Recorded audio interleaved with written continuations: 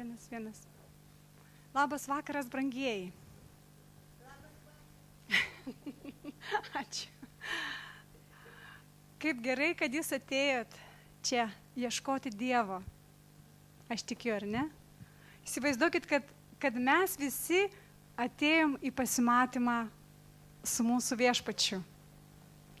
Labai gerai nuteikti save tam, kad mes visi esam jo kūnas, jo nuotaka ir kad mes laukiam iš jo.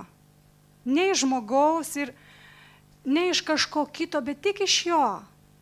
Kad savo akis mes nukreiptumėm į jį ir lauktumėm jo. Kad jis ateis, kad jis prisilies prie mūsų. Tada labai gerai, kad mes susikoncentruotumėm į jį. Kad lauktumėm jo naujai, tiesiog neįprastai, ne taip, kaip kartais mūsų protas padaro tokius štampus. Va dabar bus taip, dabar Dievas taip ateis. Ir atvirkščiai mes turim naujai jo laukti, nes jis yra nepakartojamas Dievas. Ar žinot, kokį mes Dievą tikim? Koks jis yra? Nepakartojamas. Ir jis nori mus nustebinti, kiekvieną dieną vis stebint. Tik mes tokie kartais, o Dieve, tu toksai va. Ir jį susiaurinti norim, visada sukišti į kažkokias dėžutes. Bet jis nori mus tikrai palaiminti, nes mes esam jo tauta. Aš tiesiog lėtai kalbu, kad mes apmąstytumėm, galvotumėm apie tai, kad mes esam jo tauta, jo mylimieji. Jo vaikai, jo teisieji. Jis praliejo už mus savo kraują. Mes esam atpirkti ir todėl mes esam brangus jam. Pamąstyk apie save kaip apie brangų žmogų. Tu jam brangus. Pagalvok apie save kaip apie kažką brangaus Dievui. Aš manau, tai kartais mūsų kuklumas, mūsų kažkokie supratimai neleidžia taip mąstyti, bet iš tiesų jisai sumokėjo didžiausią kainą. Didžiausią kainą, didesnės kainos negalėjo būti. Dėl tavęs ir manęs. Įsivaizduokit, didžiausią kainą. Todėl mes esam brangus, nes kaina labai didelė. Ir todėl mes ateinam pas jį, ne savo teisumu, bet turėdami jo teisumą. Mes dėkojam tau, viešpatie Dieve, už tavo auką, už tavo kraują, už visą tai, ką tu padarei ant kryžiaus. Dėl mūsų, viešpatie, tu matei mus ten ant kryžiaus ir todėl tu ėjai šitą mirtį, dėl to ir tu atlikai šitą auką, viešpatie. Dėkojame tau ir norim pagarbinti tave, viešpatie, šitoj vietoj, kaip tavo nuotaka, kaip tavo bažnyčia, kaip tavo kūnas, viešpatie. Norim pašlovinti tave, atiduoti tau visą šlovę, visą garbę ir visą gyrių, nes tu vertas visos šlovės ir garbės, mūsų viešpatie Dieve. Tu vertas, Jėzau. Tu vertas, avinėlį. Vertas. Avinėlį, šlovinam tave, garbinam tave, giriame tave, mylime tave. Haleliuja, viešpatie, laukiame iš tavęs. Laukiame tavo šlovės šitoj vietoj. Laukiame tavo dvasios, kad tu ateitum ir nužengtumėt mūsų, viešpatie. Kad tu prisiliestumėj prie mūsų, Dieve. Mes trokštame tavęs naujai, viešpatie. Taip kaip mes dar nepatyrėme tavęs, taip kaip dar nepažinome tavęs. Mes trokštame tavęs, viešpatie, mūsų karalių, mūsų valdovę, mūsų gelbėtojų, mūsų kūrėjų. Atiduodam tau šlovę, garbę, gyrių. Haleliuja. O, haleliuja.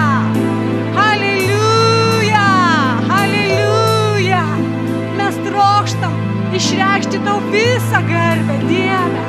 Kaip tik tai mes tik tai mes mokam Viešpatie iš savo širdies. Viešpatie, mūsų širdis atvira tau. O, ir mes laukiam tavęs, tavo šlovės. Viešpatie. Halleluja, halleluja, halleluja. O, laukiam tavęs, tavo šlovės. Viešpatie. Prisiliesk savo dvasia prie mūsų, Viešpatie. Prisiliesk, Dieve. Norim pergyventi tavo dvasią, pergyventi tavo artumą, Viešpatie. Halleluja. Halleluja.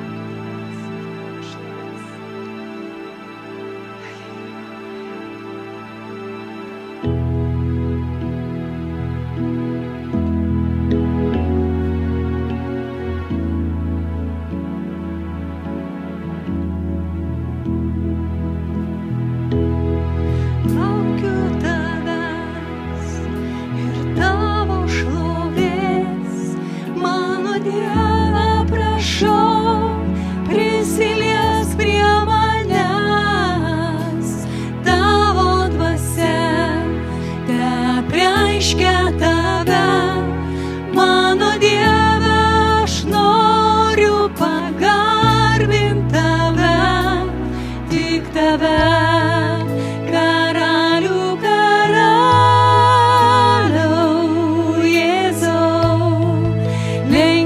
Prieš tave, o Jėzau, tu savo gyvybę iš meilės man, už mane paaukojai,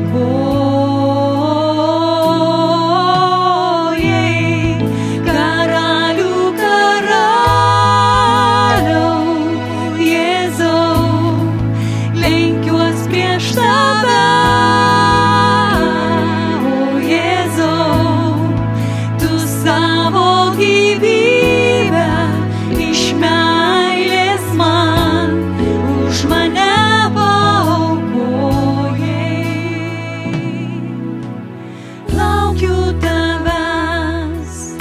Ir tavo šlovės, mano Dieve, prašau, prisiliesk prie manęs, tavo dvasia teapreiškia tave, mano Dieve, aš noriu pagarbint tave, tik tave. Karalių karaliau, Jėzau,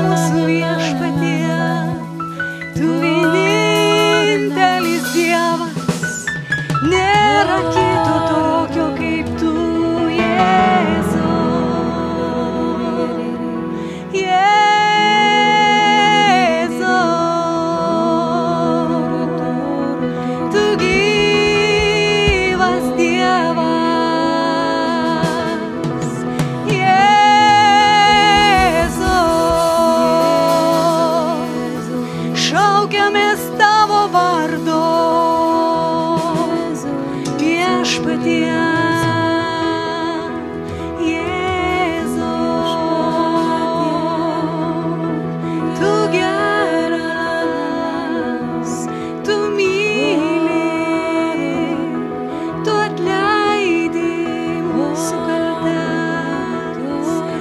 Prisimeni mūsų nuodėmių, tu padengi savo meilę, padengi savo krauju, nuplauni mus, dovanoji savo teisumą, savo išmintį, savo šventumą dovanoji, Jėzau.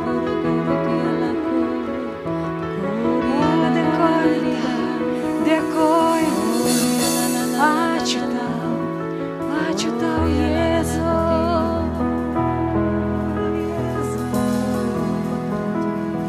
Laukiam tavęs, branginame tave, šventoji dvas. Mums tu brangi šventoji dvas. O, tegul tavo ramybė būna šitoj vietoj. Tavo ramybė, tavo laisvė, viešpatie. Tavo paguoda te būna šitoj vietoj, Dieve. O, tavo bažnyčia, tavo nuotaka, viešpatie, šlovina tave, garbina tave, myli tave, viešpatie. O, šventoji dvasia, tavo ramybė kaip upė, ramybė kaip upė, meilė kaip jūra, viešpatie, tavo ramybė, tavo meilė. Jėzau.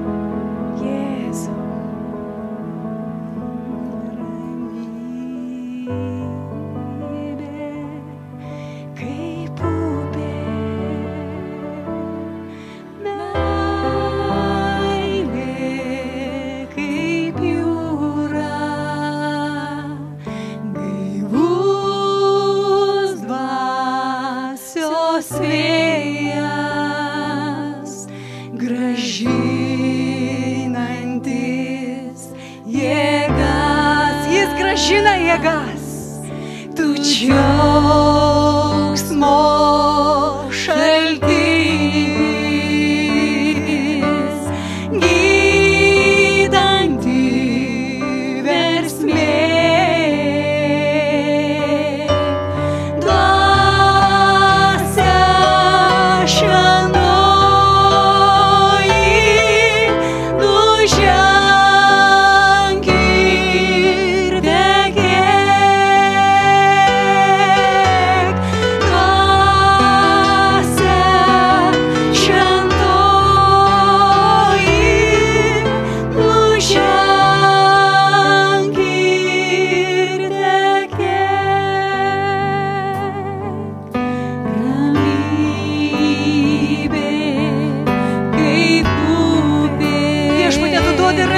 kokią pasaulis neturi, viešpatie. Tik tu duodi tokią ramybę. Niekas kitas negali mums duoti, tai viešpatie, kad tu duodi mums. Halleluja. O, tu grąžini mums jėgas. Jėzus. O, tiems, kam trūksta viešpatie jėgos, jie ateina pas tave ir gauna viską, ko reikia. Tu džiaugsmo šaltinis.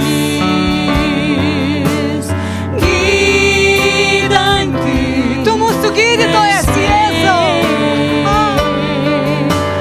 Dvasia šventoji, tu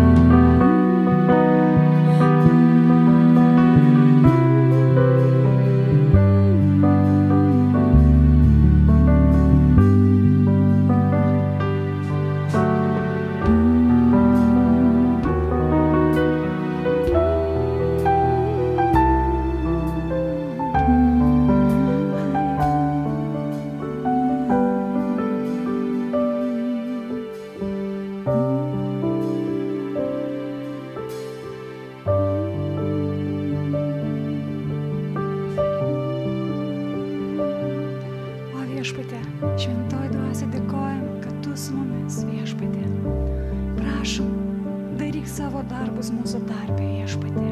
Daryk tai, kad tu esi numatęs, viešpatie, šitą vakarą. O, mes norim, viešpatie, norim pažinti tave, norim pažinti tavo buvimą vis daugiau ir daugiau, viešpatie. Haleliuja, norim pažinti tavo valią, tavo tikslus, tavo planus, viešpatie, kiekvienas iš mūsų. Norim pažinti Dievę, tai, kad tu esi mums paruošęs, viešpatie, tai, kad tu esi mums numatęs, Dieve, mes norim įeiti į tavo planus, į tavo tikslus.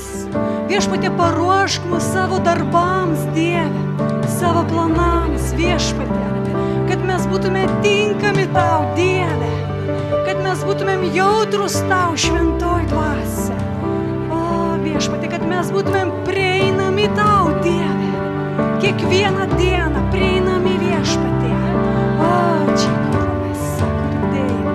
Taip kaip tu, viešpatie, esi mums prieinamas kiekvieną dieną, kiekvieną akimirką, taip ir mes norime, viešpatie, tarnauti tau ir būti pasiekiami, kad tu galėtum mus naudoti, Dieve, kaip tau patinka, viešpatie. O, čia kuromės, o, kad tu veiktumei per mus, viešpatie. Mes norime būti tavo rankomis, Jėzu, tavo kojomis, viešpatie. O, čikoramas, koroš. O, rabasindi basakuro. Kiti masajalo. Mes norime daryti tavo darbus, Jėzu. O, kaip tu pažadėjai, kad tie, kurie tikės tavim, jie darys darbus, kokios tu darei, ir dar didesnius, nes tu išėjai pas tėvą. Haleliuja, ir tu lauki, viešpatie. Tu lauki, kada mes darysime tos darbus, Dieve. O, čia pasai. Haleliuja. Haleliuja, viešpatie. Haleliuja. Haleliuja, viešpatie, kad tu galėtum pasiekti per mus, Dieve, tuos, kuriuos mes turime pasiekti, viešpatie. O, Jėzu, padėk, Dieve, padėk mums, viešpatie, eiti ir skelbti tavo evangeliją, tavo žodį, viešpatie, tavo tiesą, be kompromisų, Dieve, tavo tiesą, be iškraipimų, tavo tiesos žodį, viešpatie. O, padėk, viešpatie, Dieve, būti degantiems, Dieve, degantiems, viešpatie, tavo ugnį. O, rabėse, kurdošinė vasarė. Tavo bažnyčia trokšta to, viešpatie. Mes trokštam šito, viešpatie, kad tavo šloveinai būtų apreikšta šitoj žemėje, Dieve. Per tavo bažnyčią tavo šlovė būtų regima šitoj žemėje. O, rabėse, kuridai šinė mahaja. O, namasa, kuridai. Kunima šibaride, kola misaliko, jirizo nemala, kine mani jilor, dizo mesakuro, kine mala vigilor misane. O, viešpatie, kad mes nepasitikėtumėm savo jėgomis, Dieve, kad mes remtumėmės į tave. O, tu duodi mums jėgas, viešpatie, atlikti tai, ką mes turime atlikti. O, iš tavęs ateina visa tai, ko mums reikia, Dieve. O, čia koremas, indi bašydė barydė. Halleluja, sukurlo. Kini man lydžilo, redizam ir ridajalo.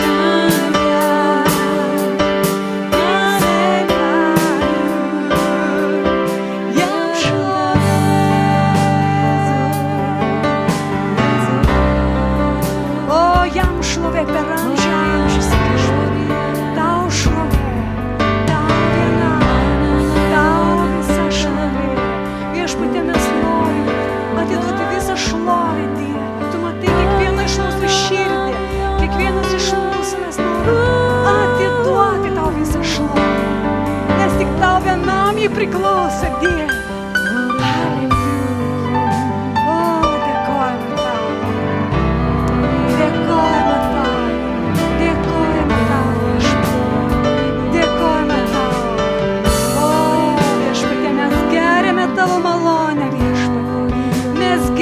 Tavo malonę, Dieve. Halleluja, tu pasotini mus, tu pagirdai mus, Viešpatie. O, tu pilnas gyvybės, Dieve.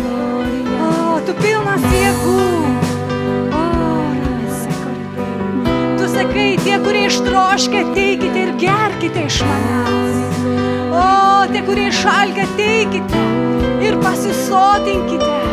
O, Dieve, dėkojame tau už tavo vandenį, už tavo amžiną gyvybės vandenį, o, kuris teikia gyvybę, amžiną gyvybę.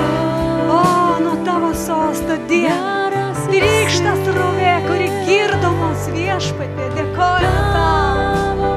O, dėkojame tau už tavo malonę, Viešpatie, dėkojame tau.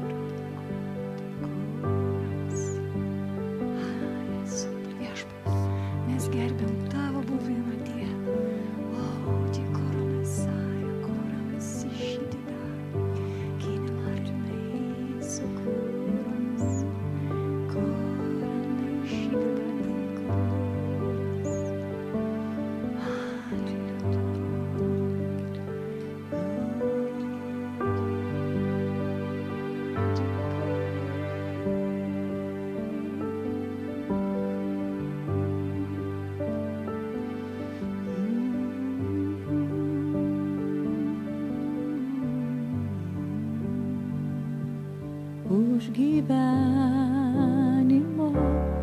malonę, kuri šiandien keičia mus. Šventas Jėzau, tau dėkoja mūsų Viešpatie brangus.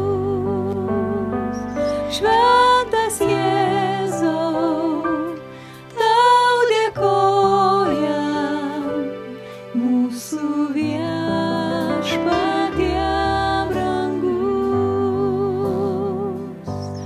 Veski mus į Tėvo glėbį, nuostabi šventa dvasia.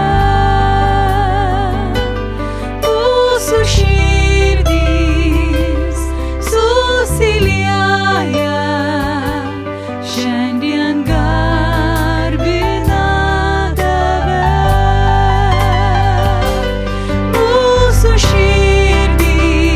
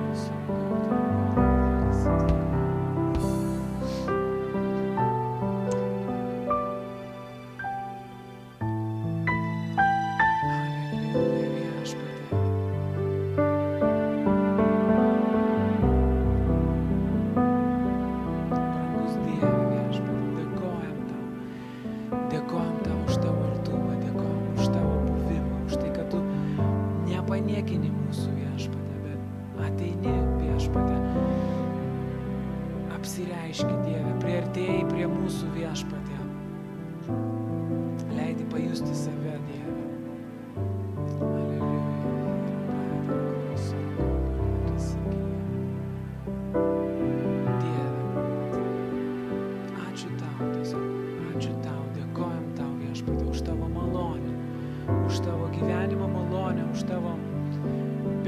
Malonė, už tavo dvasią, Dieve, kurią tu mums taip gausiai lieji.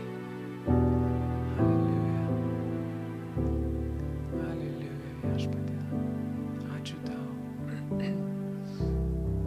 Ir prašau tavęs, Dieve, padėk mums atsiverti tavo žodžiui, Viešpatie, apšviesk mūsų protus, padėk priimti tavo žodį.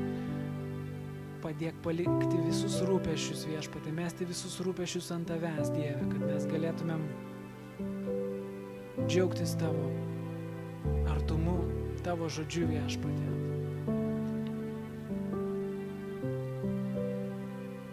Prašau tavęs, Viešpatie, Dieve, Jėzaus Kristaus vardu.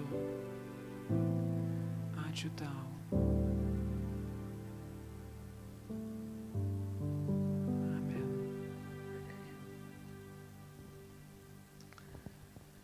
Labas vakaras, brangus broliai, sesės.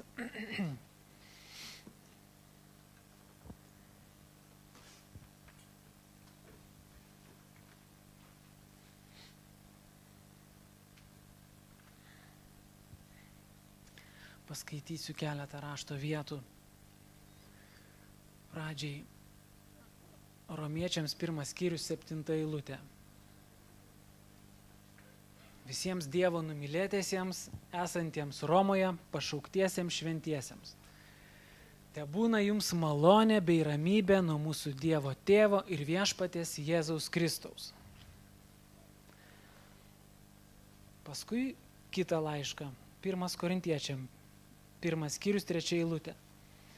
Malonė ir ramybė jums nuo Dievo mūsų Tėvo ir Viešpaties Jėzaus Kristaus. 2 Korintiečiam 1 skyrius 2 eilutė. Malonė jums ir ramybė nuo Dievo mūsų Tėvo ir Viešpaties Jėzaus Kristaus. Galatams 1 skyrius 3 eilutė.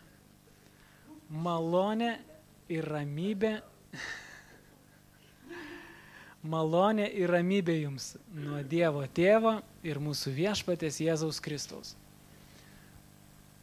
Tas pats rašoma ir Efeziečiams 1 skyriuje, ir Filipiečiams 1 skyriuje, ir Kolosiečiams 1 skyriuje, ir 1 Tesalonikiečiams, ir 2 Tesalonikiečiams, ir 1 Timotiejui, ir 2 Timotiejui.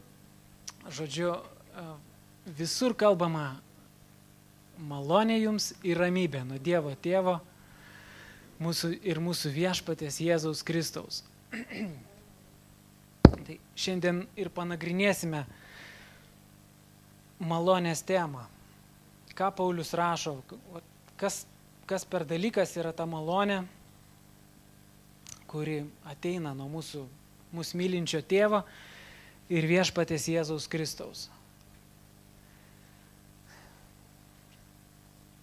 Visų pirma, tai pagal apibrėžimą malonė tai yra toksai dalykas neužtarnautas palankumas. Neužtarnautas palaiminimas, atkreiptas dėmesys, norint padaryti gerą. Biblijoje, kada mes skaitome apie malonę, tai ten vartojama tokia frazė, kad ir kažkas tai atrado malonę kažkieno akise. Ką tai reiškia? Kad tas aukštesnis karalius, pavyzdžiui, arba faraonas, parodo palankumą.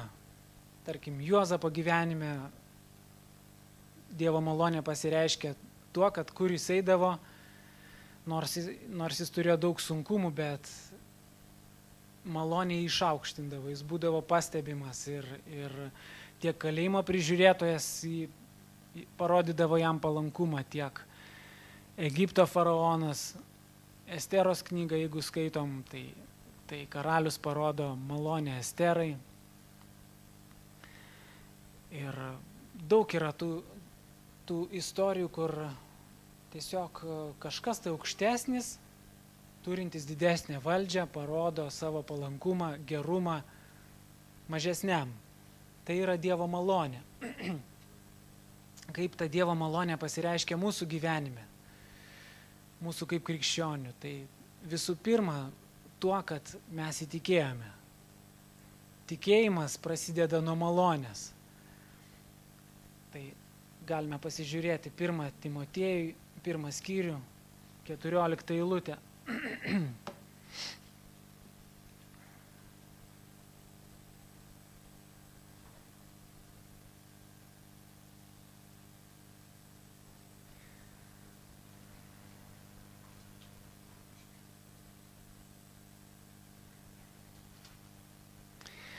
Nuo 13 paskaitysiu. Apaštalas Paulius taip sako: nors anksčiau buvau piktžodžiautojas, persekiotojas ir akiplėša, manęs buvo pasigailėta, nes taip elgiausi dėl neišmanimo ir netikėjimo.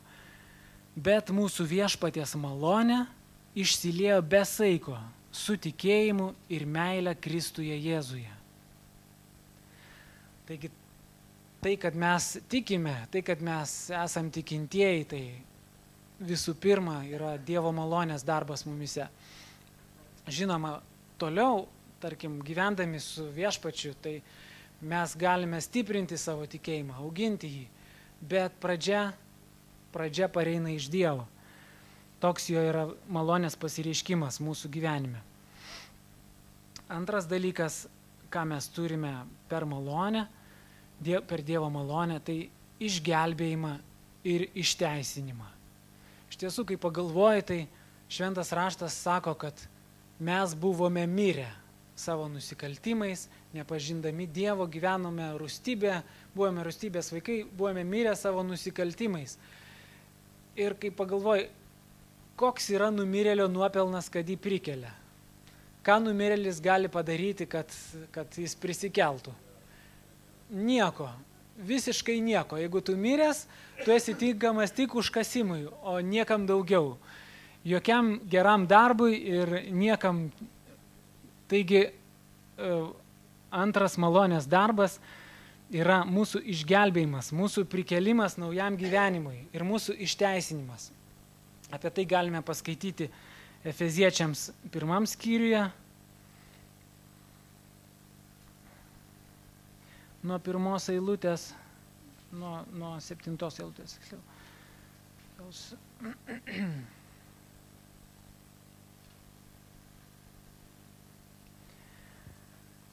Jame turime atpirkimą per jo kraują ir nuodėmių atleidimą, pagal turtus jo malonės, kurią jis dosniai suteikė mums su visa išmintimi ir supratimu. Taigi mes išgelbėti esam per jo malonę. Mes esame išgelbėti ir dar daugiau mes esame išteisinti. Romiečiam 3 skyrių atsiverskime.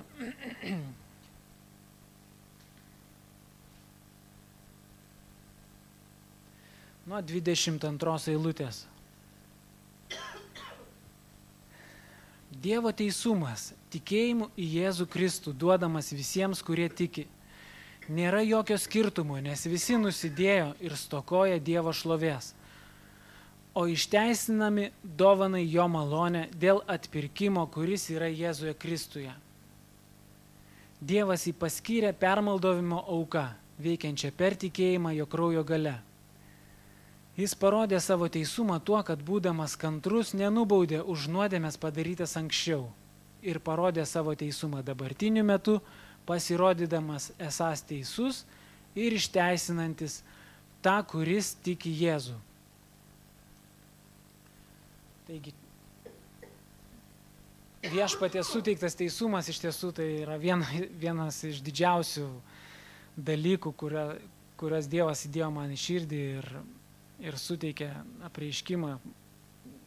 Aš galiu pasakyti, pasidžiaugti kartu su jumis ir pasakyti, kad Dievas iš tiesų išteisina per Jėzų Kristų, per jo malonę. Ir išteisina kiekvieną tikintį Kristumi. Bet ką tai reiškia? tai reiškia, kad tu gali gyventi be kaltės. Velnias yra mūsų kaltintojas. Jisai atneša pasmerkimą, jisai mus spaudžia, slegia ir bando atitraukti nuo Dievo. Iš tiesų, tai jis yra, jo tikslas yra dvejopas. Jisai ragina mus daryti nuodėmės kažkokias tai, o nuodėmė atneša pasmerkimą ir kaltę. O kai mes jaučiam pasmerkimą ir kaltę, mes tikrai nenorim artintis prie Dievo.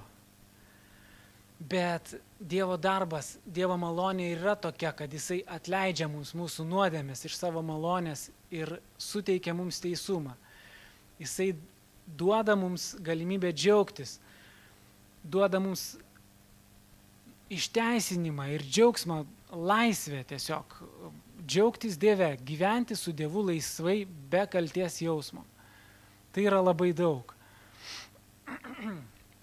Ir iš tiesų, išteisinimo temą mes panagrinėsime truputį vėliau atskirai, nes tai yra labai svarbus ir didelis dalykas. Bet dabar tęsiam žiūrėti, ką malonė daro mūsų gyvenime. Tai Dievo malonė sustiprina mus. Antras Timotiejui laiškas, 2 skyrius, 1 eilutė.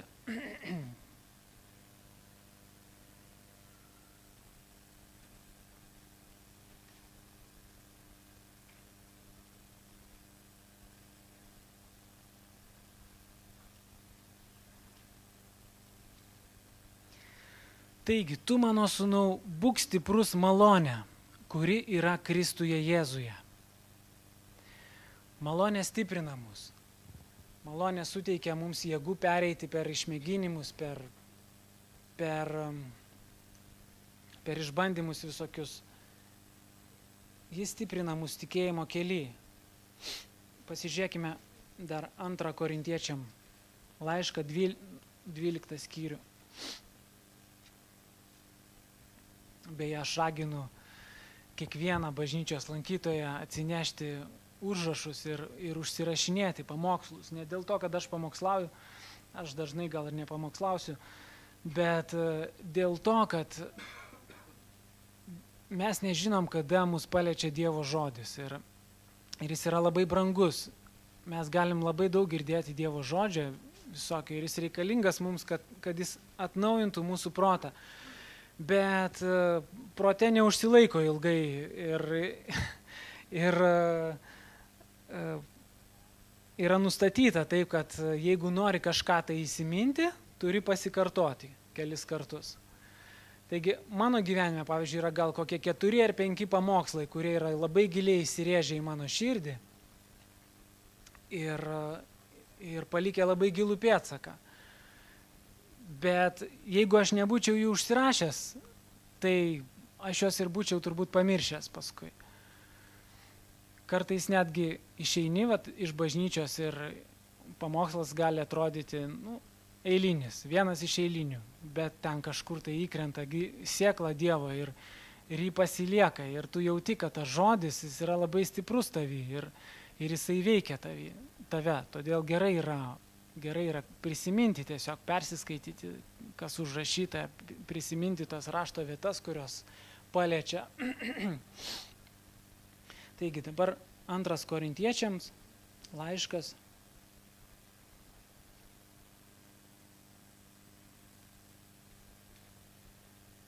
Dvyliktas skyrius, 9 eilutė. Čia Paulius pasako, kad dėl didelių apreiškimų jam buvo duotas dyglys kūne, šėtono pasiuntinys, kad mane smūgiuotų ir aš neišpuikčiau. Dėl to 3 kartus meldžiau viešpatį, kad tai nuo manęs atitrauktų. Bet viešpats man pasakė, pakanka tau mano malonės, nes mano stiprybė tampa tobula silpnume. Taigi viešpats, kai mes einame per kažkokius tai suspaudimus, jisai suteikia malonės tam, kad mes nepargriūtumėm, kad nesukluptumėm, bet jo jėga per tą malonę pradeda per mus veikti labai stipriai. Ir tada mes suprantame, koks jis geras, kad jisai palaiko mus. Jeigu mes būtumėm patys stiprus iš savęs, tai jau pradėtų ordinai ant krūtinės sektis. Bet kada mes matome, kad mes galim nukristi, bet jis mus palaiko, tai tada ir suprantame jo malonės didybę, jo gerumą.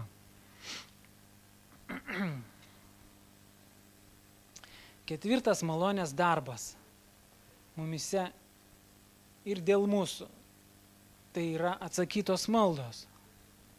Žydams laiške 4 skyriuje 16 eilutėje parašyta, todėl drąsiai artinkitės prie jo malonės sosto, kad gautumėte pagalbą deramų metu. Dievo sostas yra malonės sostas. Ir mes galime drąsiai prie jo artintis ir prašyti, kad Dievas atsakytų mūsų maldas. Tai nėra, Dievo sostas nėra mūsų nuopelnų sostas ar darbų teisumo, bet jis yra malonės sostas. Galima sakyti, kad Dievas kviečia, to parodydamas, ateikite pas mane ir gausite pagalbą, prašykite ir gausite. 5 dalykas, kurį daro mumise Dievo malonė, tai yra šventumas. Ji mus pašventina. Jėzaus kraujas mus pašventina. Būtent per Dievo malonę Jėzus praliejo savo kraują dėl mūsų. Ir nėra kito kelio, kaip mums apsivalyti nuo nuodėmių, nuo nešvaros kažkokios tai proto ar dvasinės, kaip tik per Jėzaus kraują. O tas kraujas yra Dievo malonė. Taip, mes turime siekti šventumo, bet tas šventumas ateina iš Viešpaties. Jis mūsų apvalo. Ir čia norėčiau, kad mes pasižiūrėtumėm Mato 22 skyrių.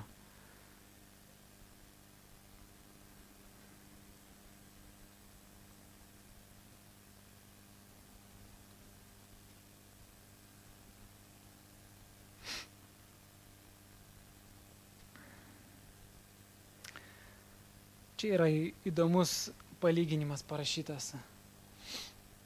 Jisai ir pamokantis, ir linksmas. Nuo 2 eilutės paskaitysiu. Su dangaus karalystė yra panašiai kaip su karaliumi, kuris kėlė savo sūnų į vestuves. Jis išsiuntė tarnus šaukti pakviestųjų į vestuvių pokylį, bet jie nenorėjo ateiti. Tada jis vėl siuntė kitus tarnus liepdamas, sakykite pakviestiesiems. Štai surengiau pokylį, mano jaučiai ir nupenėti veršiai papjauti ir viskas paruošta, ateikite į vestuves. Tačiau kviečiamieji jo nepaisė ir nuėjo kas savo, vienas į ūkį, kitas prekiauti, o kiti tarnus nutvėrė, išniekino ir užmušė. Tai išgirdęs karalius užsirūstino ir išsiuntęs kariuomenę sunaikino tos žmogžudžius ir padegė jų miestą. Tuomet jis tarė savo tarnams, vestuvės surengtos, bet pakviestieji nebuvo verti. Todėl eikite į kryžkeles ir ką tik rasite, kvieskite į vestuves. Tarnai išėjo į kelius ir surinko visus, ką tik sutiko, blogus ir gerus. Įdomu, ar ne? Blogus surinko. Ne vien geri buvo Dievo pakviesti vertėjai ir taip neatėjo, bet tie, kurie ten liko, nors kažkiek geri, dar ir tuos pakvietė ir visai netikusius paėmė. Žodžiu, va tokia yra Dievo malonė, kada ne už nuopelnus, o vat taip va. Ir vestuvės buvo pilnos svečių. Karalius atėjo pasižiūrėti svečių ir pamatė žmogų, neapsirengusi vestuvinių drabužių. Jis tarė jam, bičiuli, kaip čia įėjai neturėdamas vestuvių drabužio? Tasai tylėjo. Tada karalius paliepė tarnams, suriškite jam rankas ir kojas ir išmeskite jį laukan į tamsybės. Ten bus verksmas ir dantų griežimas, nes daug pašauktų, bet mažai išrinktų. Ką mes matome? Kad vestuvių svečiai, nors jie buvo geri ir blogi, sukviesti ten iš visur, kur tik buvo įmanoma. Luko 14 skyriui tas pats palyginimas sako, kad sukvietė visus pradžiai, o paskui dar vietos liko, tai sako, iš patvarių, ten iš pagriovių dar tuos, kurie matyti ten nusigėrė gulėjo, žodžiu, irgi surinko, bet matom tokį dalyką, kad sako, pamatė žmogų šeimininkas neapsirengusi vestuvinių drabužių. Nemanau, kad ten kiekvienas pakviestasis iš tų patvarių ir pagriovių ten ėjo pirktis vestuvinių drabužių. Šeimininkas suteikė jiems tuos drabužius. Tai yra va tai, ką Dievas mums suteikia. Savo teisumą, savo apvalymą, savo šventumą. Tai jo rūbai užvilti ant mūsų. Izaja pranašystė sako, kad mūsų pačių teisumas yra kaip purvini skarmalai. Jeigu mes pradedame didžiuotis savo pasiekimais, savo darbais, galvom, va dabar jau tai jau Dieve, aš tau nusipelniau. Tai taip nėra, nes viešpats duoda savo rūbą ir tik tas rūbas jam yra priimtinas. Na ir dar vienas dalykas, kurį suteikia malonė mums krikščionims mūsų gyvenime, tai yra tarnavimas. Iš tiesų, be Dievo malonės mūsų tarnavimas yra nepriimtinas Dievui. Ta mes galime matyti netgi nuo pačios pradžios, kaip Kainas ir Abelis aukojo savo aukas. Nežinau, aišku, ar tai yra tiesa, bet kai kurie Biblijos tyrinėtojai sako, kad Kaino auka buvo nepriimtina dėl to, kad tai buvo tokio didelio vargo ir prakaito, išlieto auka, ir kur, žodžiu, Dievas kai prakeikė žemę, jisai pasakė, kad tu su vargu pelnysi savo duoną. Turėsi įdirbti ją su prakaitu ir su vargu. Ir Kainas jisai nešė savo vaisius. Galbūt tai buvo ne tiek dėl to, kad tai buvo vaisiai ar daržovės, tarkim, tenais, nes Senajame testamente Dievas priimdavo ir vaisius, ir daržovės. Bet matyt, kad tai buvo iš to sunkaus darbo, iš to tokio, kad aš tiek triūso įdėjau, tikrai viešpats mane labiau palaimins negu Kainą. Aš galiu tik tai spėti, kad tai yra dėl to. Bet jeigu mes pasižiūrėsime į, tarkim, Žydam laišką 10 skyrių, tai jau ten bus konkrečiai pasakyta.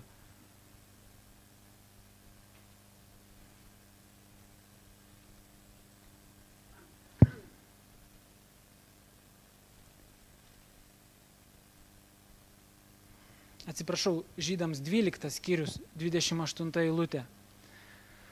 Todėl gaudami nesudrebinamą karalystę, tvirtai laikykimės malonės, kurie galime deramai tarnauti Dievui su pagarba ir baime. Taip pat 1 Korintiečiam 3 skyriui, tai atsiversiu.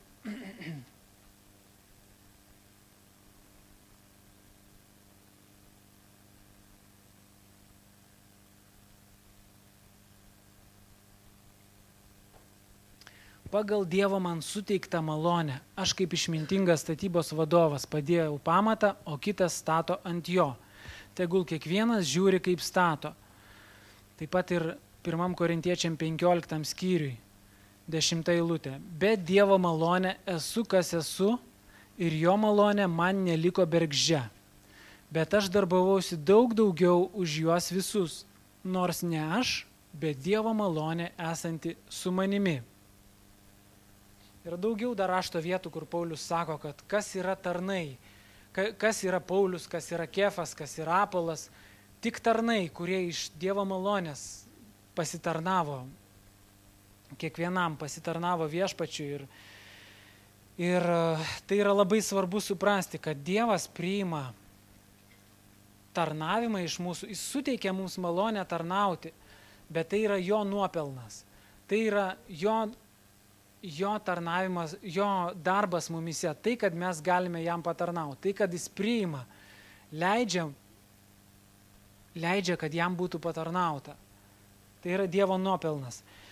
Ir iš tiesų yra toksai dalykas, kad jeigu mes tarnaujame, jeigu mes dirbame kažką dėl Dievo, tarnaujame jam, bet mes nesuprantame, kad jis mums pirmas patarnavo, kad jis mus pirmas pamilo, kad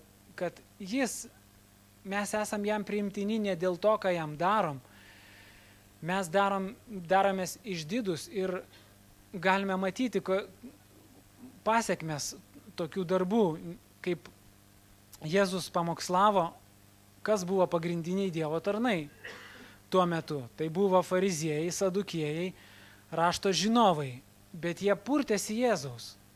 Jiems Jėzaus skelbiamas Dievo gerumas, jisai buvo per geras, nes jisai nesirėmė į žmonių darbus. Ir visur jie stengiasi įžiūrėti, ką Jėzus darė ne taip. Tai jisai sabato nesilaiko.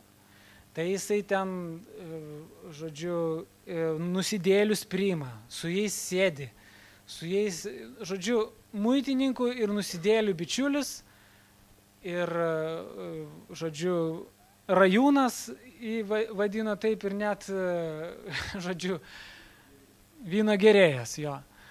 Žodžiu, vėlgi mes matome, kad kada tu tarnauji Dievui be Dievo malonės, tave labai erzina kitų nuodėmės. Jėzus buvo pats švenčiausias žmogus, kuris vaikščiojo kada nors žemėje apskritai. Jis nė vienos nuodėmės nepadarė, buvo avinėlis be kliaudos, tobula auka Dievui. Bet fariziejams tai jisai buvo nusidėlis. Kur tik jis ateina nusidėlę, pradeda plauti savo ašaromis jo kojas ir šluostyti plaukais. Ir Simonas sako, jeigu jis žinotų, galvoja taip savo mintyse, kas tokia jį liečia, jis nesileistų liečiamas. Žodžiu, kad jų šventumo supratimas buvo toks, kad svarbu neliesti to, kas nešventa. Svarbu nesusitepti. O tiesa yra tokia, kad mes be Dievo jau esame susitepę. Dievas yra tas, kuris mūsų apvalo. Dievo malonė, jo kraujas yra tas, kuris mūsų apvalo. Ir kada tu gyveni su Dievu, tai ne tiek baisu, kad tu susitepsi, bet iš tiesų, kad tu gali paliesti tuos, kurie padėti ištraukti iš nuodėmės, tos, kurie joje yra, tos, kurie įklimpia joje. Mes galim pasižiūrėti, kaip nuosavo teisumo darbai be malonės, kokias jie pasiekmes palikdavo žmonėse. Prisimenate palyginimą apie muitininką ir fariziejų. Fariziejų šventykloje iš karto pradėjo vardinti savo nuopelnus. Aš duodu 10 nuo visko, nuo pinigų, nuo visų dalykų ir net nuo mėtų ir krapų. Pasninkauju 2 kartus per savaitę. O žodžiu, svarbiausia, kad nesu kaip šitas muitininkas, kuris bažnyčioje atėjo šventykloje. O muitininkas, jisai tiesiog atgailavo, mušėsi į krūtinę ir sakė, viešpatie, pasigailėk manęs, nusidėlio. Sako, kas jūsų nuomonė išėjo iš šventyklos išteisintas?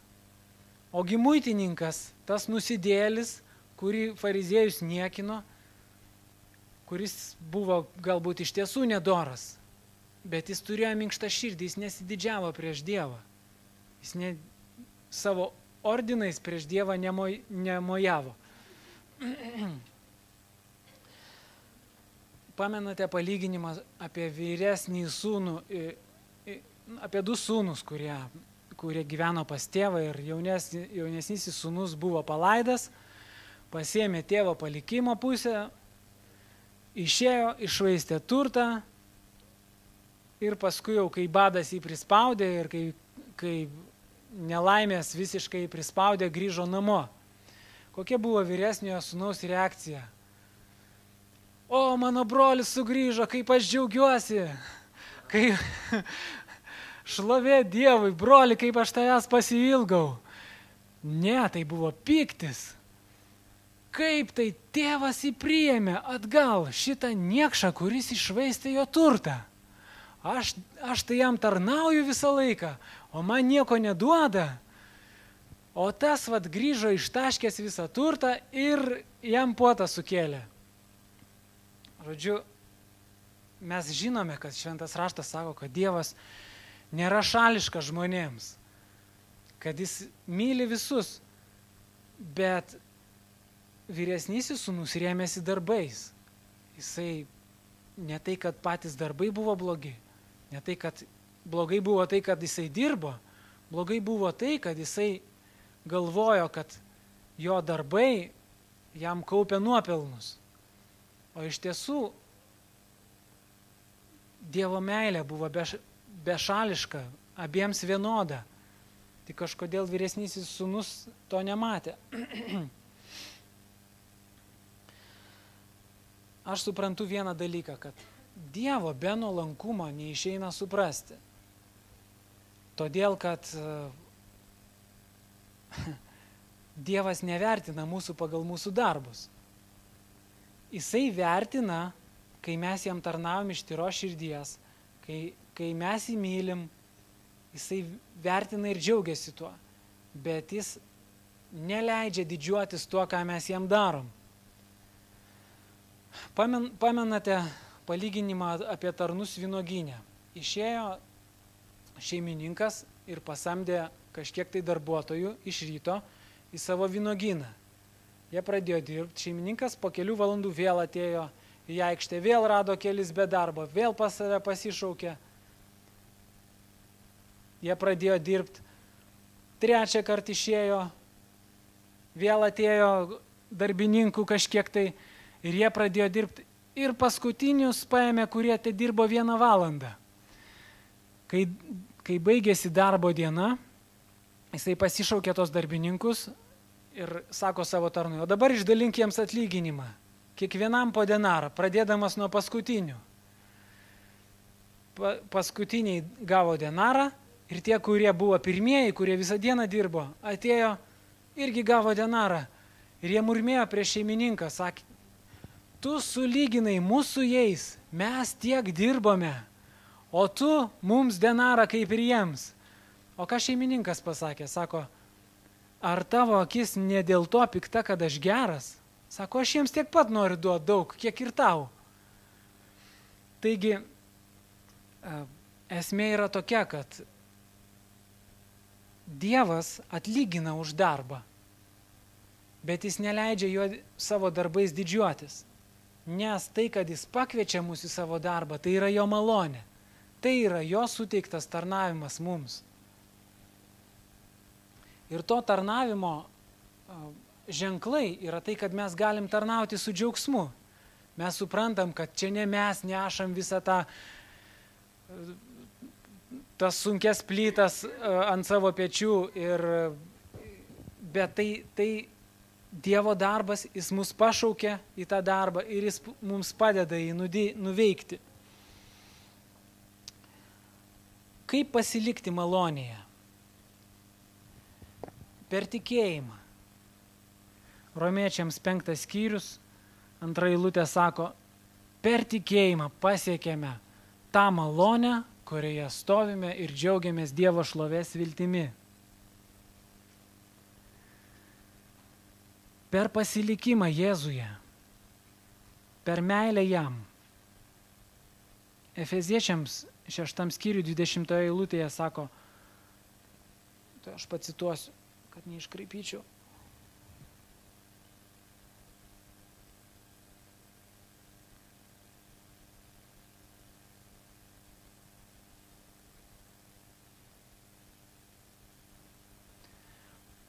Efeziečiams 6 skyrius 24 eilutė.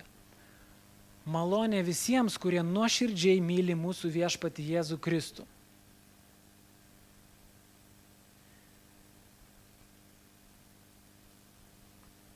Vėlgi Jono 1 skyrius 16 eilutė. Sako, iš jo pilnatvės mes visi gavome malonę po malonės. Nes įstatymas buvo duotas per Mozę, o malonė ir tiesa atėjo per Jėzų Kristų. Kai mes pasiliekame Jėzuje, mes pasiliekame Dievo malonėje. Dievas yra mums maloningas dėl Jėzaus. O kaip mes jame pasiliekame? Kaip mes Jėzuje pasiliekame? Apaštalas Jonas pirmam savo laiške, 4 skyriui, 7 eilutėje sako, kada mes mylime Dievą ir kada mes mylime brolius. Dievas mumise pasilieka. O tas pasilikimas jis nėra sudėtingas. Tai nėra tai, kad mes laikomės kažkaip tai įsikibę, sukandę dantis ir labai stenimės, tada jau mes pasiliekame Dieve. Nesako, mes esame įskiepyti į vynmedį, tartum šakelės. Tada, kada mes leidžiame laiką su Dievu, tada, kada mes bendraujame su Dievu, tada mes ir pasiliekame jame, jo malonėje.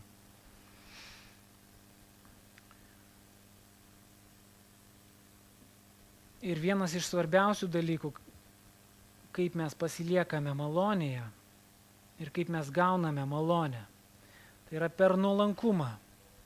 Nuolankumas yra tarsi raktas į Dievo malonę. Galime pasižiūrėti 1 Petro laišką 5 skyrių, 5 eilutę ir Jokūbo laišką 4 skyrių 6 eilutę. Tam iš esmės yra cituojama ta pati vieta. Tai yra Dievas išdidiems priešinasi, o nuolankiesiems teikia malonę. Tai kaip aš sakiau, kad be nuolankumo mes negalime suprasti Dievo, nes Dievas kartais mums gali pasirodyti nesąžiningas. Tam, kuris mažiau vertas, duoda daugiau, tam, kuris daugiau vertas, duoda mažiau. Kur teisybė? Bet jeigu mes esame nuolankus, jokių problemų. Tu supranti, kad Dievas tau duoda ir tai yra vertybė. Tai yra, mes galime džiaugtis tuo. Malonė atneša džiaugsmą mums, nuolankumas atneša džiaugsmą mums. Prisimenate tokią rašto vietą, kur buvo moteris sirofenikietė ir šaukė eidama paskui Jėzų ir prašė išgydymo savo dukrai. O Jėzus pasakė, aš siųstas tik pas Izraelio namų avis. Moteris toliau šaukė. Jėzus pasakė, nevalia mesti šunyčiams vaikų duoną. Bet moteris pasakė, sako, taip viešpatė, bet ir šunyčiai ėda trupinius nuo šeimininkų stalo. Koks nusižeminimas. Čia po tokios Jėzaus frazės tai galėjo, kaip pasakyti, eiti tiesiai į redakciją moteris ir parašyti, koks nedoras dvasininkas tas Jėzus, kaip jisai, žodžiu, bjauriai kalba su moterimis ir nepaiso tokių, to, kad vaikai serga ir panašiai. Ne, ji nusižemino iki galo. Ir kas buvo? Į ją nutekėjo Dievo malonė. Malonė yra tarsi vanduo, kurį teka žemyn. Jeigu tu esi nusižeminęs, jį būtinai tave įtekės. Bet jeigu tu esi pasikėlęs, tai žinai, kad upės neteka į kalną, jos teka tik nuo kalno.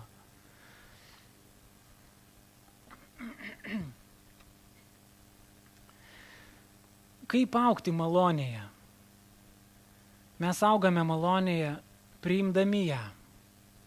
Tai yra tikėdami, kad viešpats yra geras, kad jis nori mums ją duoti. Tiesą sakant, mes viską priimame iš Dievo tikėjimo. Be abejo, yra dalykai, kada Dievas duoda ir be tikėjimo. Tokia yra mūsų visų pradžia. Taip mes pradėjome tikėti. Dievas davė mums malonę ir mes pradėjome tikėti. Bet paskui mes priimame malonę tikėdami. Kai tikime jo gerumu, kai artinamės prie jo, tos malonės daugėja mumise. Antras dalykas, kaip mes augame malonėje, tai kai mes einame su Dievu per sunkumus ir nebėgame nuo jų. Nes Viešpats iš tiesų savo gale galėtų mus apsaugoti nuo daugybės išmėginimų, nuo daugybės nemalonių dalykų. Bet kodėl jis to nedaro? Jis nedaro to, kad mes lavinamės, kad mūsų tikėjimo išbandymas, jisai augina mumise tikėjimą ir jo malonę. Taip pat čia yra kaip su sunkumais, kaip su tie, kurie užsiiminėja sportų, žino, kad yra nauda iš to, kad pereini kažkokį tai pratimų kursą. Kas po to vyksta, tu sustiprėjai. Sustiprėjai fiziškai. Lygiai taip pat ir su Dievu, su išbandymais, su jo malone. Kam Dievas mus leidžia pereiti per sunkumus.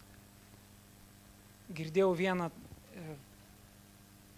pamokslininko mintį, kuri man labai patiko. Sako, kada Viešpats nori tavęs išmokyti valdžios, tai sako, tu tik tari žodį ir viskas vyksta.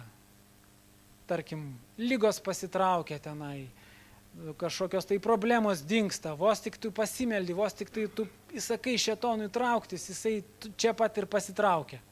Taip Viešpats, sako, tave moko valdžios. Bet sako, jeigu jis nori tave pamokyti kantrybės, tai sako, tavo situacija bus ištempta kažkiek tai ir užsitęs.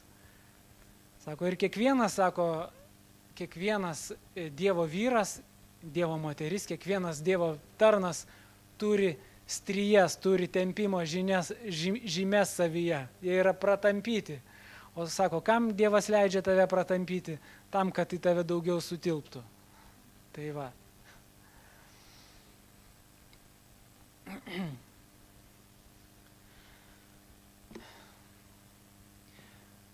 Čia aš turiu tokią knygutę vieno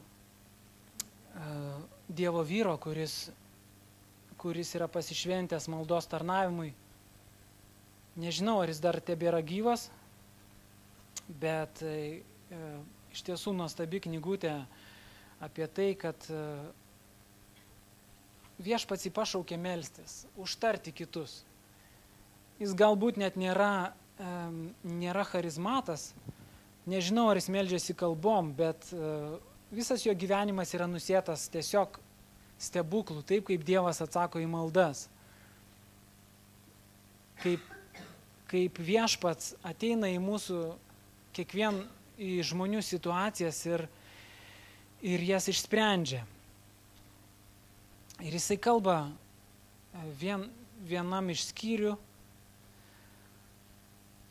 kas trukdo žmogui tarnauti Dievui, melstis, artėti prie jo. Ir mane labai palėtė kai kurios vietos, apie kurias jisai mintis, apie kuriomis jis dalinasi. Jisai sako tokį dalyką, kad mes esam išgelbėti malonę, mes esam atpirkti Dievo per jo malonę. Bet kodėl mes nesiartiname prie jo? Kodėl mes nesiartiname prie gerojo Dievo? Todėl, kad nors Dievas mus išgelbėjo, nors jis leido mums paragauti to savo gerumo, toliau mes turime eiti tikėjimu ir pasitikėti, kad mūsų nuodėmės mums atleistos, kad Dievas yra palankus mums, kad jis yra geras mums. Iš tiesų taip ir yra, nes jeigu yra pasaulyje kažkoks tai absoliutus gėris, kažkokia tai ideali meilė, tai pagalvokit, kas tai gali būti. Tai yra mūsų Dievas. Tikrai ne kažkas kitas. Kitko nėra. Kitas yra tik tai piktasis, iš kurio pareina visi kaltinimai, pasmerkimas, spaudimas. Ir tas žmogus, jisai rašo tokį dalyką, kad jis gauna labai daug laiškų, kur žmonės sako, aš nebejaučiu Dievo artumo. Aš nebejaučiu Dievo gerumo, kaip aš jausdavausi anksčiau.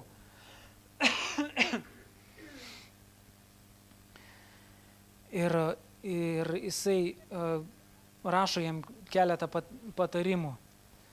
Aš juos paskaitysiu. Manau, kad tai pasitarnaus ir daugeliu iš jūsų. Skyrius vadinasi atleidimo priėmimas. Daugeliu Dievo žmonių sunku priimti tą faktą, kad Dievas atleido visas jų nuodėmes. Tam trukdo 3 kliūtis, kurias su Dievo malone galime pašalinti. Pirma, mūsų puolusioje prigimtyje glūdi tai, ką aš vadinu atskirimo nuo Dievo jėga. Ja sudaro 2 elementai. Nepasitikėjimas Dievu ir netikėjimas. Tai 2 galingos jėgos, kurios per šimtmečius suluošino gyvenimus neapsakomiems milijonams žmonių. Pavyzdžiui, būtent dėl jų prieštvaniniai žmonės atsisakė lipti į Nojaus laivą ir žuvo tvano metu. Dėl šios priežasties žydai netikėjo Dievu ir nenorėjo išeiti iš Egipto, nors jis darė vieną stebuklą po kito. Toj klastinga jėga vertė žydus netikėti visais gerais dalykais, kurios Dievas jiems kalbėjo apie pažadėtąją žemę. Dėl to jie mirė dykumoje. Antroji priežastis, dėl kurios žmonėms sunku patikėti, kad jų nuodėmės atleistos, yra jų dvasinis badas. Kai į protus įsismelkia abejonė, jie neturi dvasinių jėgų atsispirti ir niekas nenukreipia jų į pozityvų kelią. Pateiksiu pavyzdį. Prieš kelias dienas aš kalbėjausi telefonu su viena moterimi, kuri buvo labai nepatenkinta savo krikščioniškų gyvenimų. Mėgindama sustiprinti jos tikėjimą, kad Dievas be galo suinteresuotas mūsų gerbuviu, aš pacitavau šią gerai žinomą rašto eilutę. Jei išpažįstame savo nuodėmes, jis ištikimas ir teisingas, kad atleistų mums mūsų nuodėmes ir apvalytų mus nuo visų nedorybių. Jono 1 laiškas, 1 skyrius 9 eilutė. Jį bematant paklausė, kurioje vietoje tai parašyta. Toji moteris menkai tepažinojo šventąjį raštą. Kartais aš tiesiog maldauju žmonių mokytis Biblijos vietas atmintinai, kad iškilus sunkumams šventoji dvasia galėtų jas priminti. Tik taip ji gali pripildyti mus vilties bei tikėjimo Dievu ir suteikti jėgų atsispirti blogiui. Matant, kaip daugelis pasiryžę priartėti prie Dievo, mokydamisi jo šventąjį žodį mintinai, tai dar labiau mane paskatina.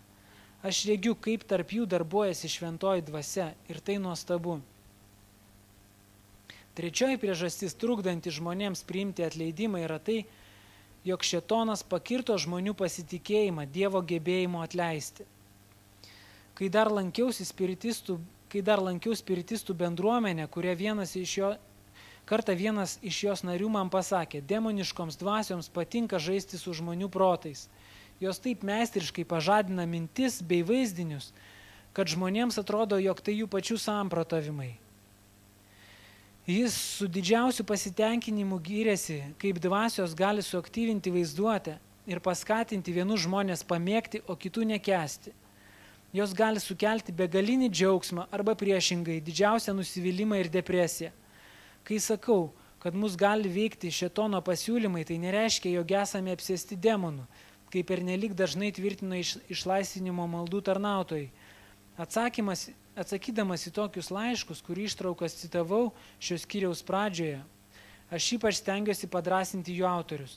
Aš atkreipiu jų dėmesį į tą faktą, kad mūsų kovos ginklai nekūniški, bet turi Dievo galybę griauti tvirtovės. Jais nugalime gudravimus ir bet kokią puikybę, kuri sukyla prieš Dievo pažinimą. Jais paėmėme nelaisvėn kiekvieną mintį, kad paklustų Kristui. 2 laiškas Korintiečiams 10:4-5. Aš ypač akcentuoju, jog svarbu melstis, kad žmonių dvasinės kovas už jos kovotų šventoji dvasia. Daugelis iš tų, kurie pradėjo melstis gerai suprasdami, su kuo jie susirėmė, dabar džiaugiasi šlovingą pergalę prieš kitados buvusias gniuždančias problemas.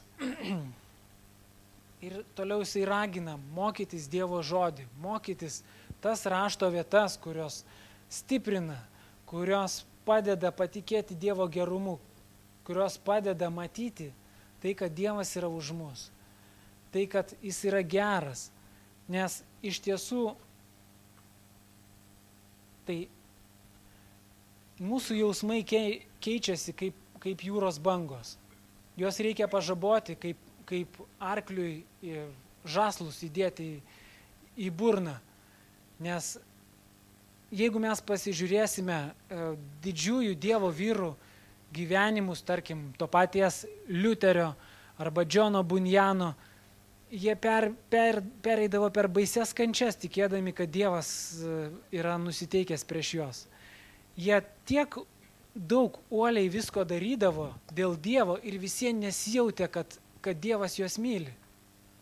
Tuo tarpu, kaip Dievo malonė yra neužtarnauta, ji yra duodama laisvai kiekvienam. Ir Paulius apie tai Galatam 5 skyriui sako, kad jeigu jūs paliekate Kristų, jeigu jūs apsipjaustote, tai Kristus mirė veltui. Jūs tada tiesiog išsižadate Dievo malonės, nes įstatymo darbais nebus išteisintas nei vienas žmogus.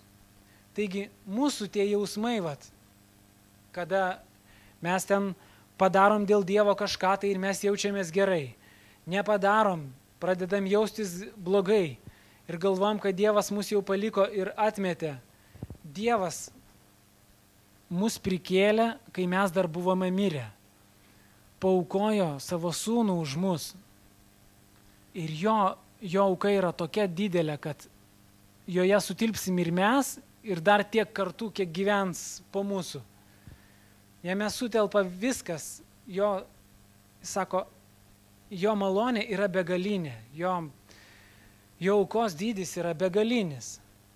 Taigi dabar prieiname prie tokio dalyko, tai kaip Paulius sako, tai jeigu viskas iš malonės, tai dabar jau galim nuodėmiauti. Dabar jau galim daryti, ką nori ir panašiai. Ne apie tai kalba. Kalba apie tai, kad mūsų neblaškytų jausmai, kad Dievas mūsų nemyli, kad jis yra mums nepalankus. Jis visada palankus mums. Ir kaip viena man labai patinkanti Dievo tarnė pamokslauja, sako, tu net neįsivaizduoji, sako, kur Dievas nuseka žmogų nuodėmiaujantį ir kaip bando savo meilę jį prisivilioti. Sako, jisai eina ir sekioja iš paskos ir kviečia, traukia žmonės atgailai. Jis nebijo susitepti tavim, jis nebijo susitepti, jeigu tu nusidedi. Jis pasiruošęs tau atleisti, jis kviečia tave į bendravimą. Ir jeigu tu bet kada grįžti kaip tas sūnus palaidūnas, jisai visada tau pasiruošęs puotą iškelti. Bet malonė taip pat turi savo darbus. Malonė, paskaitykim Titui 2 skyrių.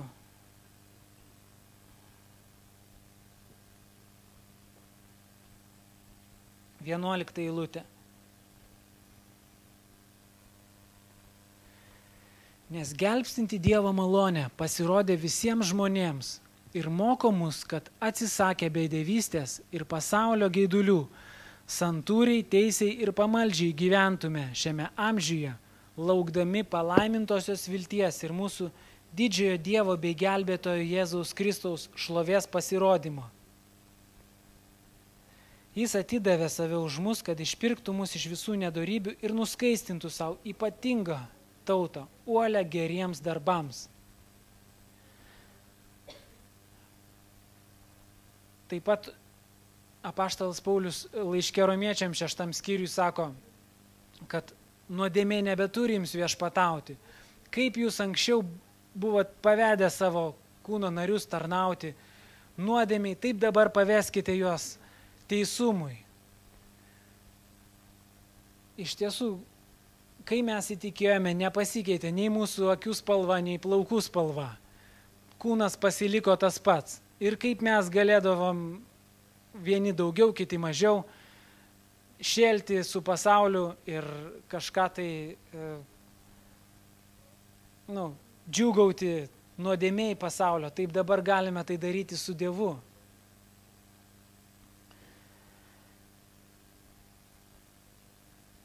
štai kas guodžia iš tiesų mus. Tai, kad aš pamačiau tokį dalyką, kad Dievas priima mūsų darbus. Jis iš tiesų suteikia ir troškimą, ir darbą, sako Šventas raštas. Jisai duoda mums gerus troškimus. Per tai mes galime tarnauti Dievui ir džiaugtis. Nenešti kažkokios nepakeliamos naštos, bet tiesiog iš to, kas yra viduj mūsų, leisti pasireikšti tai meiliai Dievui. Iš tiesų, ko mes turėtumėm prašyti Dievo, tai aistros mylėti jį, aistros žuvusiems gelbėti, aistros melstis. Ir Dievas mielai tai suteiks.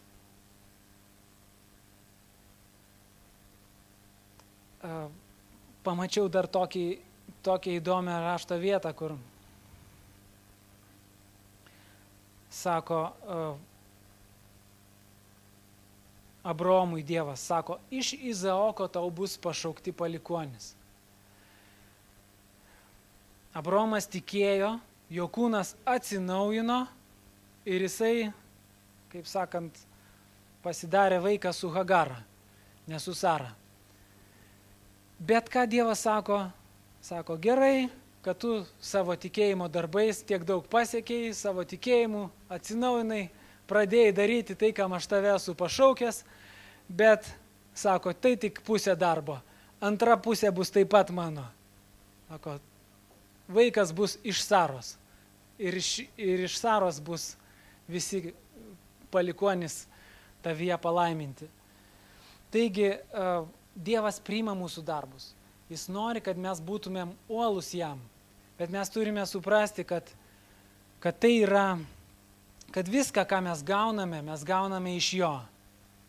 Kaip Paulius sako, 1 Korintiečiam, 4 skyriui 7 eilutėj, ką tu turi, ko nebūtum gavęs. O jeigu viską gavai, tai ko didžiuojasi? Kada mes darome Dievo darbus ir jie yra iš Dievo malonės, mes neprarandame džiaugsmo, mes nekaltiname kitų, mes džiaugiamės, tarnaudami Dievui. Ir maža to, mes nesisegam savo nuopelnų už tai. Prisimenate, kur Jėzus sako, kad kai jis ateis, jis perskirs žmonės kaip avis nuo ožių. Vienoj pusėje bus avis, kitoje ožiai. Ir vieniem pasakys, eikite į amžinąją ugnį, todėl, kad aš buvau alkanas, jūs manęs nepamaitinote, aš buvau ištroškęs, jūs manęs nepagirdėte, buvau ligonis ir kalėjime, jūs manęs neaplankėte. Ir jie sakys, kada viešpate, kada tai buvo, mes tavęs nepažinom, kada taip atsitiko. Sako, kada jūs nepadarėte, tai mažiausiems jūs nepadarėte man. O kitiems sakys, įeikite į mano džiaugsmą, nes jūs visą tai padarėte. Ir jie sakys, kada mes tai padarėme, nesuprantu, apie ką tu kalbi. Jisai sakys, ką padarėte tiems mažiausiams mano broliams, jūs padarėte man. Bet kas vyksta, kada mes tarnaujame Dievui iš jo malonės? Mes nepastebime to savo nuopelnų, mes net nežinome, kada mes tai darome. Ir Jėzus mus ragina tokiems darbams. Jisai sako, jeigu pasninkauji, pasitep galvą ir džiaukis. Taip, kad nieks nematytų, kad tu pasninkauji, o ne taip, kaip fariziejai ten perkreipia veidus ir jau kad visi klaustų, o kodėl tu toks pasninkauji, koks tu dvasinis. Sako, jie maldos kutus prasilgindavo. Tai reiškia, matyti tenai kažkas panašaus būdavo, gal į rožančių, kažką tokio. Žodžiu, kad jau atsimeldė, užsirišo mazgą ant virvės. Ir vaikščiodavo su tokiais, tokie mazgai, pilna mazgų, žodžiu, jau visi žiūri ir mato, o čia jis, nežinau, kokia ten trukmė to mazgo buvo, gal valanda, o čia galima suskaičiuoti, žmogus pasimeldė tenai 28 valandas ar kiek ten ant savo drabužio. Jo. Sako, tada mes užsidarom savo kambarėlį, meldžiamės ir džiaugiamės Dievu. Kada duodame, duodame tai iš atviros širdies, o ne taip, duodi, o paskui eini patikrinti. Nu, ką veiki su tais pinigais, kuriuos aš tau daviau? Žodžiu, duodam laisvą širdim. O toks yra tarnavimas iš malonės. Tai yra tarnavimas laisvėje, tarnavimas džiaugsme ir tarnavimas tuo, kad tu betarnaudamas dar gali ir Dievui ir kitiem gali patarnauti, nepasididžiavęs. Taigi Dievui priimtinas tarnavimas yra toks, kada yra kaip mėsainis. Apačioj Dievo malonė, per vidurį tavo darbai ir viršui Dievo malonė. Tada tavo tarnavimas yra priimtinas. Taigi pasilikime jo malonėje, pasilikime tikėdami, mylėdami, aukime joje. Tam mes esame pašaukti. Pabaigai noriu paskaityti paskutinę rašto vietą, tai yra Efeziečiams 2 skyrius.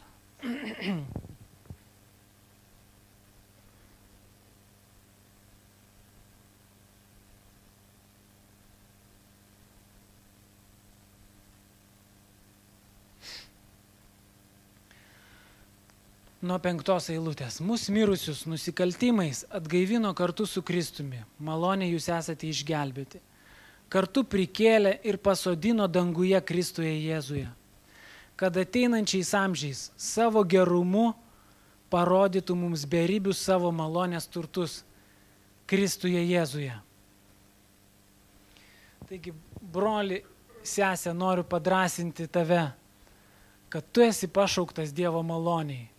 Dievo malonė yra tokia didelė, tokia begalinė, kad jis tave išgelbėjo tam, kad parodytų savo malonę šiame gyvenime ir per amžius, kai tu būsi danguje. Sako, kad ateinančiais amžiais savo gerumu parodytų mums beribius savo malonės turtus Kristuje Jėzuje. Amen. Aleliuja Viešpatie. Ačiū tau, Dieve, už tavo beribę, besaikę malonę, kad tu išgelbėjai mus ne dėl mūsų teisumo darbų, bet tiesiog panorėjai mums būti geras. Viešpatie, ačiū tau, kad per tave galime drąsiai artintis prie malonės sosto, kad gautume pagalbą, Viešpatie. Kad tu girdi mus, Viešpatie, kad tu atsakai kiekvieną maldą, Dieve. Ačiū tau, Viešpatie. Dėkojam tau už tavo malonę. Padėk mums joje pasilikti, augti ir išlaikyti ją. Tėti, dėkojam tau Jėzaus Kristaus vardu. Amen.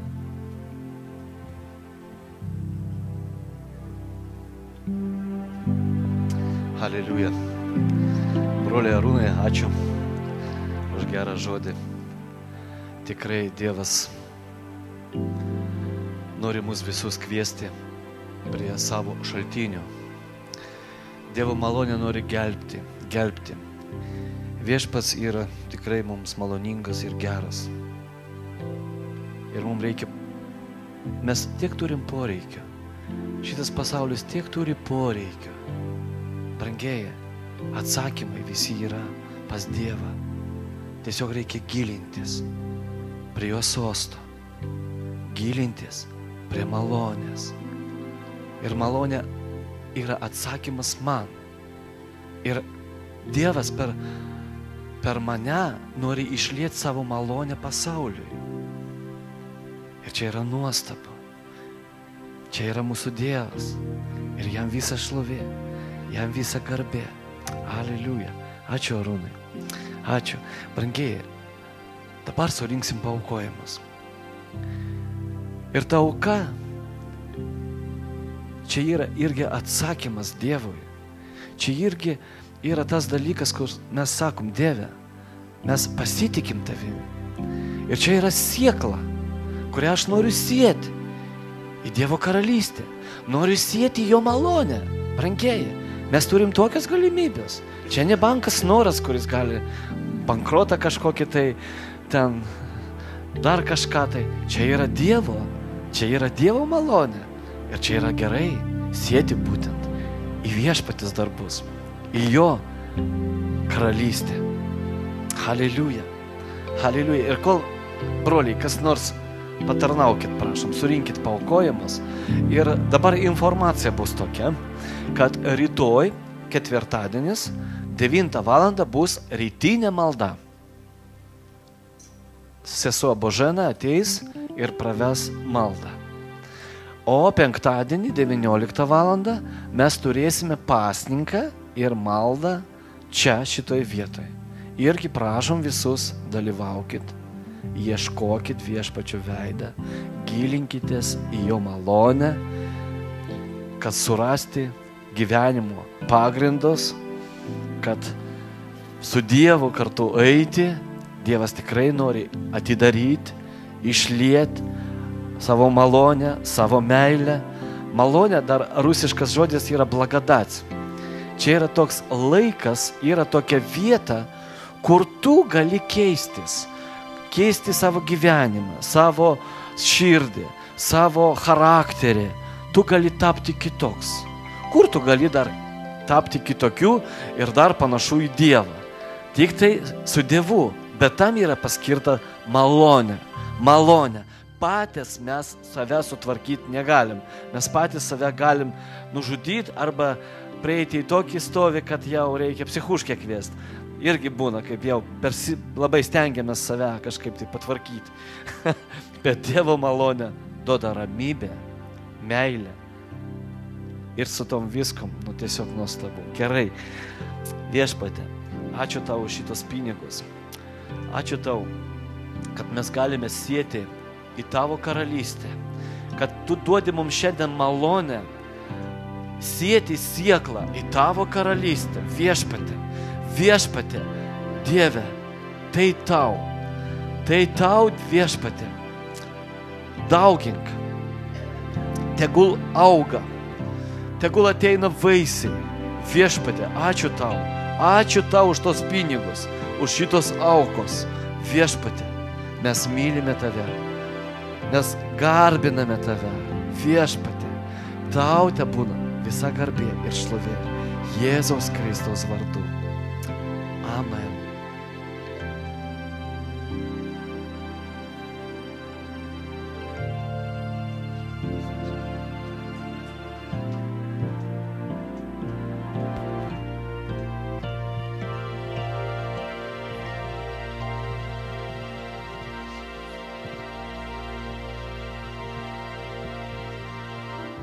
Sugiedosim Viešpačiui.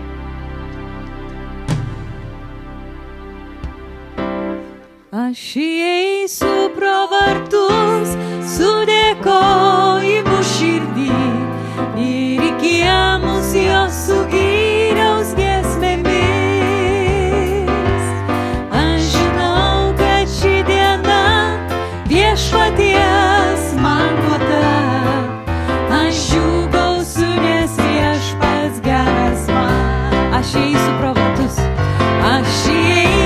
pro vartus su dėkojimu.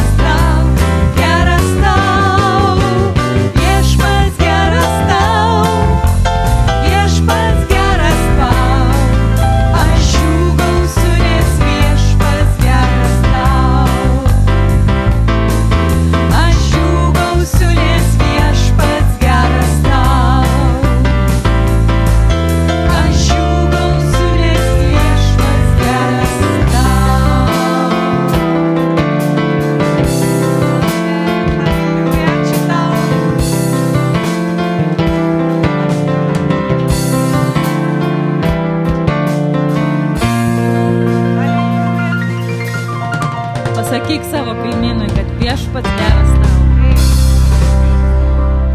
Viešpats geras tau.